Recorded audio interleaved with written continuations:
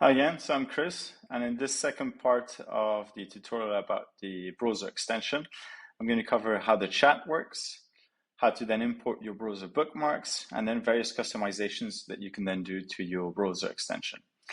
So chat, as you know from the app, one of the key functionalities of myReach is that you can then chat with all the data that you've then saved to then identify key insights.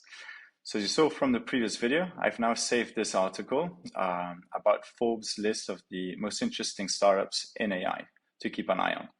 So I then go to Ask Rich. Here I can then ask any questions. So for example, I want to ask, how much did AI companies raise in 2023? So from this article that I have saved, all of the information had been extracted.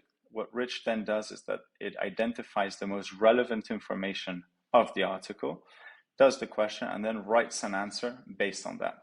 So as you can see here, according to this article from Forbes, I have then this answer that in the 2023, they've raised 27.2 billion in funding.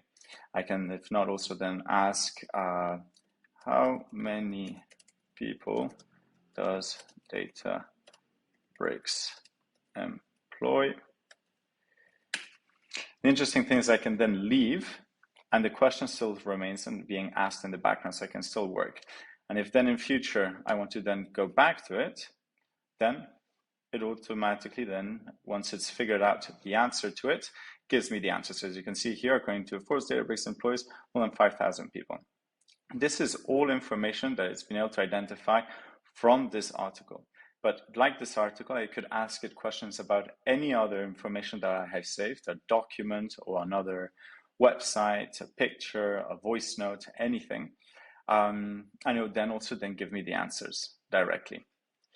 So secondly, how to import then your browser bookmarks. So on this browser, say I had saved a lot of different bookmarks. I can then go to import browser bookmarks. It opens myReach and then already identifies which are all of the bookmarks that you've currently saved on this browser. So you have the different folders, as you can see here, and all of the different sort of websites. You can select the websites individually. You can select entire folders, as you can see.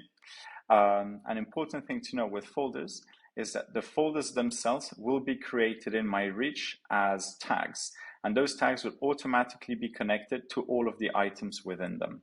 Say you had multiple layers of folders, so each item, so for example, this website about help and tutorials would be connected to the tag Mozilla Firefox, and if Mozilla Firefox had another folder, it would then also be connected to that other folder. This way, it creates essentially a network of all of your bookmarks automatically. If you then hit import bookmarks, in this case I've only selected these, it will then automatically start importing. As you can see, this happens in the background, so there's no need for you to just wait around. You can then just keep on working and it will happen little by little. In this case, it's already finished. Then what else importantly there is? So with settings and options, you can change the theme. So here for this demo, I have set it as light. I can set it as dark mode. And so then the entire extension, as you can see, is set in dark mode. Or I can also then set it into automatic. So it depends on the theme that you currently have. You can then give us feedback directly about like any issues that we might have, any bugs, or any feature requests. And equally, we're constantly then updating our plugin. And here under the release log, you can then see of any new updates that there are. Usually the updates happen automatically on your browser, but if they don't, you can always then manually go and update them.